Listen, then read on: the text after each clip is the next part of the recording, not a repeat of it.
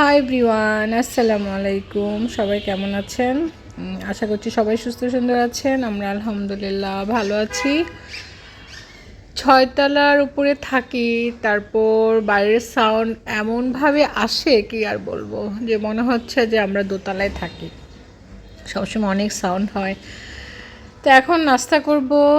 এই তো ঘুম থেকে উঠে তো প্রতিদিন আমি আমার ছেলে মেয়েদের সঙ্গে আগে কথা বলি, তারপর মা বোনের সঙ্গে কথা বলি, তারপর এই তো এই তো আজকে সকালে নাস্তা করব পরোটা দিয়ে মিষ্টি। এই মিষ্টি একদম ফ্রেশ আমাদের জন্য পাঠিয়েছে সাগরদা। তো আমাদেরকে সবসময় বোনের মতোই ভালোবাসে। তো ওনার জুয়েলারির দোকান আছে, সেখানে আমাদের পছন্দ মতো কোনো ডিজাইন বানালে সবসময় এই সাগরদার কাছে বানিয়ে থাকি। সাগরদার সাথে আমাদের এই সম্পর্কটা হলো 30 বছর। 30 বছর ধরে ওনার কাছে আমরা কিন্তু গোল্ড বানাচ্ছি। তো সাগরদাকে আমরা ভাইয়ের মতো দেখি, আর সাগরদা আমাদেরকে বোনের মতো দেখে। আর অ্যাকচুয়ালি আমার বড় বোনের হাজব্যান্ড শ্বশুরবাড়ির সঙ্গে কিন্তু ওদের পরিচয়টা আগে ছিল। আমার বোনের বিয়ে হওয়ার পর থেকে আমাদের সাথে পরিচয়। আমার আপাকে তো অনেক ভালোবাসে, একদম বড় ভাবি মতো শ্রদ্ধা করবে, অনেক ভালোবাসার চোখে দেখে। তো মাঝে মাঝে স্পেশাল অর্ডার করি, আমাদের জন্য মিষ্টি পাঠায়। তারপর একদম ফ্রেশ মিষ্টিটা, সেই মিষ্টিটা আমরা কিনে পাই না, সেই কারণেই সাগরদা আমাদের জন্য মাঝে মাঝে পাঠাবে। তা আসলে ওই যে বলে না, মন থেকে ভালোবাসার ব্যাপারটা আর কি, যে আমরা সবসময় বলবো যে আমরা তো খেয়েছি, টেস্ট করেছি, নেক্সট টাইম যখন আনবো তখন কিন্তু আমরা পে করব, টাকা দিয়ে আনবো। এটা বললে উনি অনেক মাইন্ড করে, সেই কারণে আমরা সবসময় আনতে পারি না, যেহেতু টাকা নিবে না সেখানে তো আর অর্ডারটা দেওয়া যায় না। তো এবার আমার ছোটো বোন ময়নাকে পাঠিয়েছে আর আমাকে পাঠিয়েছে একদম ফ্রেশ ফ্রেশ মিষ্টি দিয়ে। আমি আজকে এই যে পরোটা খাবো, তা আমার হাজব্যান্ডকে দিয়েছিলাম, ও খেয়েছে, তারপর হাফ পরোটা রেখে দিয়েছে। তা ভাবলাম আমি একটা লাড্ডু দিয়ে এই পরোটাটা খাই। আসলে শস্য মিষ্টি খাওয়া হয় না, মাঝে মাঝে ফ্রেশ মিষ্টিটা খেতে ভালোই লাগে। আর কি বলবো, এখন তো অনেক কিছুই খাবারের দিক থেকে বাদ দিয়ে দিতে হচ্ছে। নর্মালি অনেক কিছু ইচ্ছে থাকলেও খাওয়া যায় না, এত খাওয়াও ঠিক না।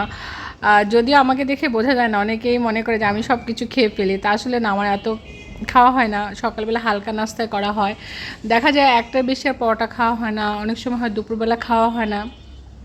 তার মেনলি রাতের বেলায় আমার হাজব্যান্ডের সঙ্গে একসঙ্গে মিলে ফ্রেশ খাবারটা খাওয়া হয়। একা থাকি বলে দুপুরে খাওয়াটা আর হয় না, যেহেতু সে অফিসে চলে যায়, অফিসে ওদের রান্না হয়, ওখানে খায়। আর ও একটু লেট করে উঠে নাস্তা খায়, তো তখন আর খাবারটার খেতেও পারে না, আর যায়ও না, খাওয়ার চিন্তাটা করে না, যেহেতু অফিসে ফ্রেশ রান্নাই হচ্ছে। তো এই আর কি, পরোটা দিয়ে লাড্ডুটা বেশ ভালোই লাগলো। তা এখন যে একটা ডিম পোস্ট খাচ্ছি, মাঝে মাঝে ডিমটা খেতে হয়। নর্মালি দেখা যায় কয়েকদিন ডিম না খেলে মাথাটা ঘুরায়। তো এই হালকা পাতলে কিন্তু আমাদের নাস্তা করা হয়। মাঝে মাঝে দেখা যায় চা বা এক পিস কেক খেলাম, সে হ্যাভি নাস্তাটা হয় না। আর ছেলেমেয়েরা নাই, একা দুজনের, বুঝতে তো পারেন। হ্যাঁ, তার মাঝেও দেখা যায় দুজন দুই টাইমে নাস্তা করতেছে, একসঙ্গে করা হয় না, যেহেতু ও একটু লেট করে উঠে। তারপর আবার আমি আর্লি মর্নিংয়ে খেতে পারি না, ও ঘুম থেকে উঠে না। আবার আমি আর্লি মর্নিংয়ে উঠে গেলে কিছুক্ষণ পর দেখা যায় একটু ক্ষুধা লাগলে একটা কিছু খেয়ে ফেললাম, তারপর ও যখন ঘুম থেকে উঠে তখন আবার ওকে আমি নাস্তাটা দিই। তো নাস্তা খেয়ে ঝটপট করে চলে যায়। সেই ক্ষেত্রে আমার দুপুরের খাবারটা একেবারেই হয় না। আর এই তো এইভাবে আমাদের জীবন চলছে। তারপর এই তো যেখানে যাই, ঘুরে বেড়াই, সব কিছু আপনাদের সঙ্গে শেয়ার করি। তো এইভাবে আমার সকালটা কাটে। এখন এই যে লাল চা খাচ্ছি উইদাউট সুগার।